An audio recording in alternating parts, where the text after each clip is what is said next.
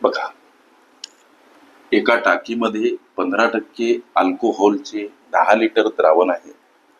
70% द्रावणाचे 10 लिटर मिळवण्यासाठी हे द्रावण 80% अल्कोहोल द्रावणासोबत लिटर्समध्ये अंदाजे किती प्रमाणात बदलावे लागेल असा प्रश्न मिश्रण गुणोत्तर घटकाशी संबंधित. हे असे बोजड चॅलेंजिंग प्रश्न, मनाला बुद्धीला बोजड अवजड वाटणारे. लेकरांनो, एक साधं सोपं तुम्हाला उद्बोधन करतो की समजा उदाहरणार्थ 150 प्रश्नाची आपली स्पर्धा परीक्षा आहे.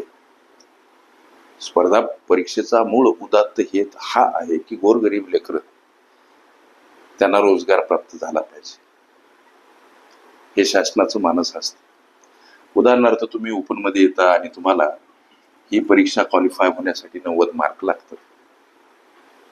आम्ही काही एवढे अज्ञानी येडे पिशे नाही. आम्ही 55 ते 60 हक्काचे मार्क मिळू शकतो, जसं की मराठी, हिंदी, जनरल नॉलेज वगैरे वगैरे, है ना. या विषयामध्ये आम्ही 55 ते 60 मार्काची मजल सहज मारू शकतो सर. हा विषय थोडासा बोचड डोकेदुखी ठरतो. हाही विषय सोपा वाटते सर, पण असे काही प्रश्न मनाला गोंधळात टाकणारे, नागमोडी वळणाचे, आव्हानात्मक चॅलेंजिंग प्रश्न वगैरे हे डोक्यातून काढून टाका. समजा तुम्ही जर 60 प्रश्न सोडू शकता तर लेकरांनो, उदाहरणार्थ 150 मधले 60 प्रश्न तुम्हाला येतात.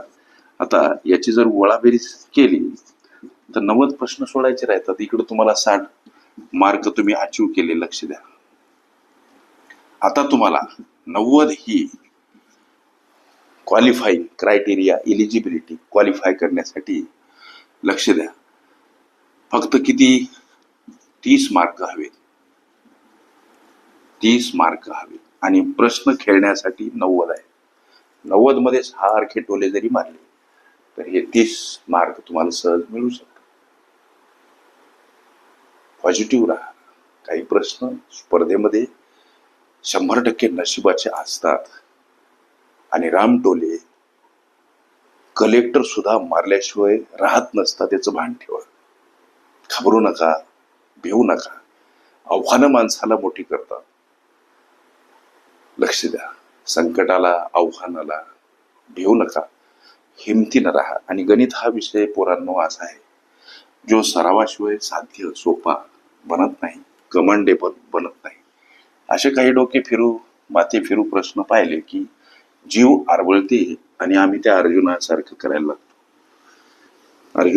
अर्जुनानं जसं ते शस्त्र खाली टाकलं, पण त्या कृष्णानं जसं त्याला पुन्हा उभं केलं आणि त्याचा विजय मिळवून दिला. तत्परायण हे माझं कर्तव्य म्हणून बोललो. पोलीस तलाठी, ग्रामसेवक, टीईटी, सीटीईटी ह्या ज्या काही परीक्षा आहेत ह्या विदाऊट, याच्यामध्ये काही निगेटिव्ह मार्किंग सिस्टीम नाही. आता हा प्रश्न कसा सोडवायचा? एका टाकीमध्ये 15% अल्कोहोलचे 10 लिटर द्रावण आहे. 70% द्रावणाचे 10 लिटर मिळवायचे, म्हणजे ही अपेक्षा. असे 10 लिटर द्रावण मिळवायचे की ज्याच्यामध्ये 70% अल्कोहोलचं प्रमाण असावं. म्हणून या द्रावणात हे 80% अल्कोहोल या द्रावणासोबत लिटर्समध्ये अंदाजे किती प्रमाणात बदलावं लक्षात घ्या. मग 80% जे काही अल्कोहोल असलेलं द्रावण मिळवायचं, त्याच्यामध्ये उदाहरणार्थ असलेलं जे बी काही दुसरं द्रावण, ज्याला आम्ही पाणी म्हणू शकतो, ते 1 लिटर या प्रमाणात बदलवायचं असं समजू. लक्ष द्या. मग आता हे 15% जे ज्याच्यामध्ये अल्कोहोल 15% आहे, त्यासाठी उरलेलं पाणी किती हो? एकूण द्रावण 10 लिटरचं आहे, त्याच्यासोबत 1 लिटर मध्ये असलेलं पाणी, आपलं 80% अल्कोहोल असलेलं जे मूळ द्रावण आहे त्याच्यामध्ये आम्ही किती लिटर्स मध्ये अंदाजे बदलावे लागेल, यासाठी इथं याच्यासोबतचं पाणी 1 समजलं. एकूण द्रावण 10 लिटरचं आहे. मग आता 15% अल्कोहोल सोबत उरलेलं पाणी किती? तर 10 वजा 1. अशा पद्धतीचं हे दुसरं समीकरण होईल. अपेक्षा काय आहे गणिताची किंवा अपेक्षित फलप्राप्ती काय आहे? तर 70% अल्कोहोलचं 10 लिटर द्रावण ही आहे अपेक्षा. मग आता याची मांडणी कशी करायची? लक्ष द्या. 15% याच्यासोबत गुणीला उरलेलं द्रावण 10 - आता अधिक स्वरूपात 80% द्रावणासोबत x लिटर, लिटर्स मध्ये अंदाजे किती प्रमाणात बदलावे, तर x लिटर या प्रमाणात बदलावे. म्हणजे 70% द्रावणाचं 10 लिटर मिळवायचं आम्हाला. अशा पद्धतीची ही मांडणी लेकरांनो. आता हा जेव्हा आता इथं लक्ष द्या, 15% याची मांडणी व्यवहार्य अपूर्णांकात 15चे 100 अशी होते. याच्यासोबत गुणीला जर 10 घेतले लेकरांनो तर 10 10 100 होतात. आता हा भाग 1.5 न जातो. तुम्ही पुन्हा म्हणसाल 1.5 कसे काय मांडले सर? इथं वजा याची गोळाबेरीज म्हणजे हा गुणाकार कसा येतो, तर 0.15x असा येतो. अधिक इकडं अशाच पद्धतीने जर सोडलं तर 0. हे काय येते तर 0.8x मांडा. 0.8x बराबर इकडं 70% गुणीला 100 कसं करायचं सर? तर 70%ला आम्ही व्यवहार्य अपूर्णांकात 70/100 असं मांडतो. याच्यासोबत गुणीला 10 आहेत म्हणजे हे 10 10 100 आणि इकडं हा भाग 7 न जाईल, इकडं 7 उरतात सर. लक्ष द्या.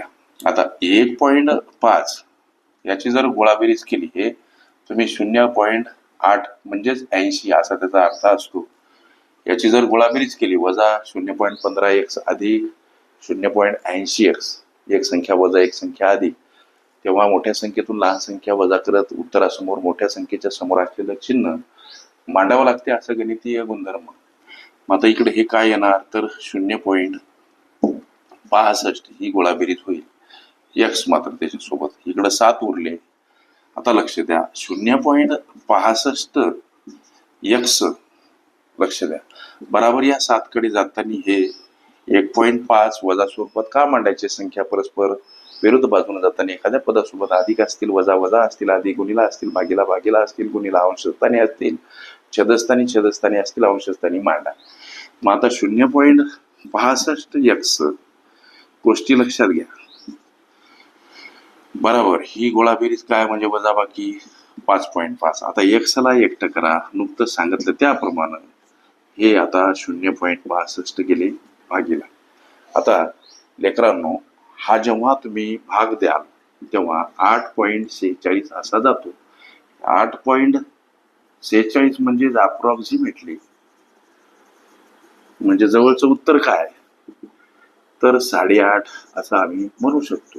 हे एक्स म्हणजे काय होतं 80% अल्कोहोल द्रावणासोबत लिटर्स मध्ये अंदाजे किती प्रमाणात बदलावे तर 8.5 लिटर या प्रमाणात बदलावे. असे काही डोकेदुखी प्रश्न बाजूला सारून यांच्या बाबतीत टोले हा पर्याय यूज करत सोप्या प्रश्नांना भांडवल बनवत अवघड प्रश्नावर कशी मात करता येईल, यश कसं खेचून आणता येईल हा सकारात्मक विचार करा. तुम्ही जर 60 पर्यंत पोहोचता लक्ष द्या तर 30 मार्क 90 मधून प्राप्त करणे मुश्किल नाही, अवघड नाही. लक्षात घ्या. ओके. मिश्रण गुणोत्तर ही माझी प्लेलिस्ट अवश्य बघा. त्यामध्ये विविध स्पर्धकांनी विविध अंगांनी विचारल्या संभाव्य अशा असंख्य प्रश्नांचा सराव तुम्हाला